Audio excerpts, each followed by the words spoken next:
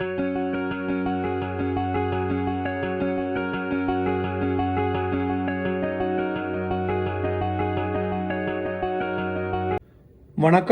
இது ரத்னம் kitchen entertainment. நான் உங்கள் கரண். இன்றைக்கு ஒரு வித்தியாசம், நெடுகளும் வித்தியாசம் தானே, ஒவ்வொன்றும் வித்தியாசமாக தானே செய்ய வேணும். இன்றைக்கு உருளைக்கிழங்கு வச்சு ஒரு அருமையான ரசம் செய்ய போகிறேன்.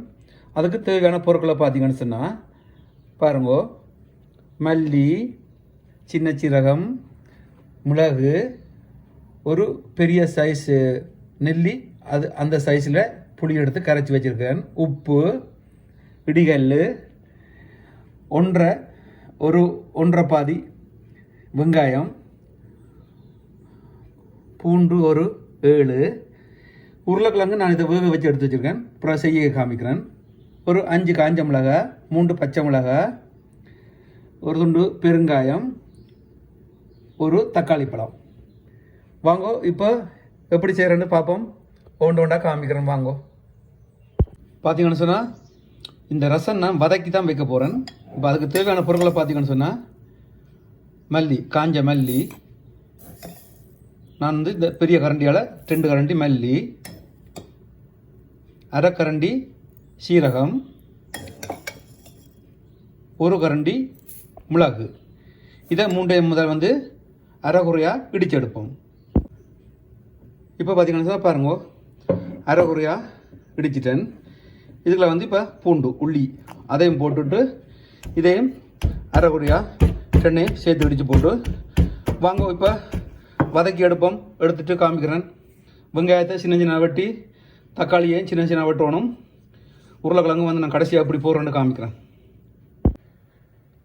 இப்போ பார்த்தீங்கன்னு சொன்னால் இந்த வெங்காயம் இந்த மாதிரி வெட்டி எடுத்துட்டேன். வெங்காயம், பச்சை மிளகாய், தக்காளி பழம், காஞ்ச மிளகாய் இருக்குது. இப்போ நான் அடுப்பை பற்ற வச்சுட்டேன். இப்போ பெரிய கரண்டியால் 1 கரண்டி எண்ணெய் விடுவோம். ஏண்டா இது கொஞ்சம் தாளித்து வரணும், வெங்காயத்தை தாளித்து எடுக்கணும். அதுக்காக எண்ணெய் கொஞ்சம் கொதிக்கட்டும்.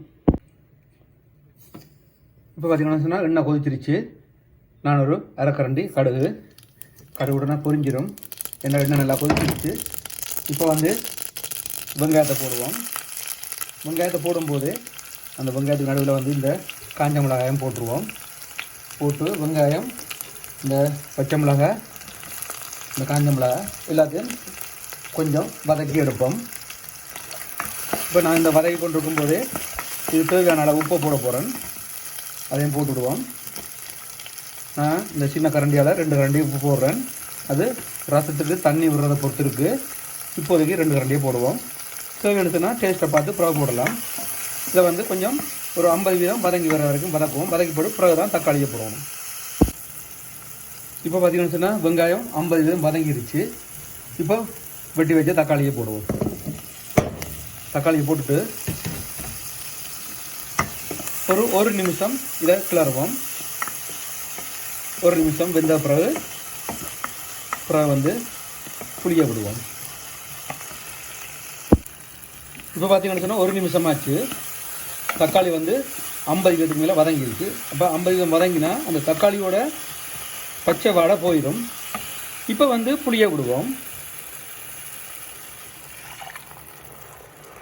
புளியை விட்டுட்டு அதை எல்லாம் சேர்கிற மாதிரி இந்த மாதிரி கிளறி போட்டு ஒரு நிமிஷம் கொதிக்கட்டும். கொதித்த பிறகு தண்ணியை விடுவோம். இப்போ பார்த்தீங்கன்னு சொன்னால் 1 நிமிஷம் ஆச்சு. கொதிச்சிருச்சு பார்த்தீங்களா. இப்போ தண்ணியை விடுவோம். தண்ணி தேவையான அளவு விடலாம். நான் இந்த அளவு சட்டியில் ஒரு 3/4 வர அளவு விட்டுருக்குறேன். உரைப்பெல்லாம் கணக்காக இருக்கும். இது ஒரு கொதி வந்தோடனே நாங்கள் இந்த இடித்து வச்ச மல்லி, சீரகம், மிளகு, பூண்டு போட்டு இடித்து வச்சதை அதை போடணும். போட்டுட்டு கடைசியாக தான் உருளைக்கிழங்க அப்படியே மசிச்சு போடணும். இப்போ பார்த்தீங்கன்னா சொன்னால் இந்த கொதிச்சு வருது இல்லை பாருங்கள், 100 வருது. இப்போ இந்த இடித்து வச்ச கலவையை போடுவோம். பூண்டு, மல்லி, காஞ்ச மல்லி, மிளகு, சீரகம் இதை போட்டுட்டு இதை ஒரு கிளறி போட்டு இந்த மாதிரி இப்போ பார்த்தீங்கன்னா அதே கல்லில் இது வேக வச்ச உருளைக்கிழங்கு 3 உருளைக்கிழங்கையும் போடுவோம். போட்டுவிட்டு லேசாக இந்த மாதிரி பாருங்க, இந்த மாதிரி லேசாக இடித்து போட்டு, அப்போ அதில் இருக்கிற ஏற்கனவே அந்த கல்லில் இருக்கிற மல்லி அதுகளெல்லாம் இதோட வந்துடும் பாருங்க. இந்த மாதிரி இடிச்சிருவோம். இடித்து போட்டு இப்போ இதையும் அதில் போட்டுருவோம். இப்போ பார்த்தீங்கன்னா சொன்னால் இந்த வேக வச்ச உருளைக்கிழங்கு இடிச்சாச்சு, மசிச்சாச்சு. இதையும் வந்து இதில் போட்டுருவோம். போட்டுட்டு இப்போ வந்து இதை வந்து வடிவா எல்லாத்தையும் சேர்ற மாதிரி கிளறுங்கோ. கிளறி போட்டு இப்போ வந்து அடுப்பை நிப்பாட்டி விடுவோம். ஏண்டா இனி கொதிக்க விடக்கூடாது.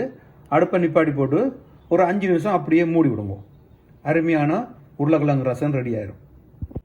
இப்போ பார்த்தீங்கன்னா சொன்னால் 5 நிமிஷம் மூடிட்டேன். மூடி போட்டு இப்போ திறந்து போட்டு கடைசியாக வந்து இந்த பெருங்காயத்தை போட்டுருவோம். பெருங்காயத்தை போட்டுட்டு அதை லேசாக கிளறி விட்டுட்டு ஒரு 2 நிமிஷத்தால் நீங்கள் தாராளமாக எடுத்து பரிமாறலாம். அருமையான உருளைக்கிழங்கு ரசம் ரெடி ஆயிரும். இப்போ பார்த்தீங்கன்னு சொன்னால் சூப்பரான உருளைக்கிழங்கு ரசம் அருமையாக வந்திருக்கு. சூப்பராக இருக்கும். பாருங்கள் எப்படி இருக்குன்னு சொல்லி உங்களுக்கே பார்க்க தெரியும். உங்களுக்கு பிடிக்கும் நினைக்கிறேன்.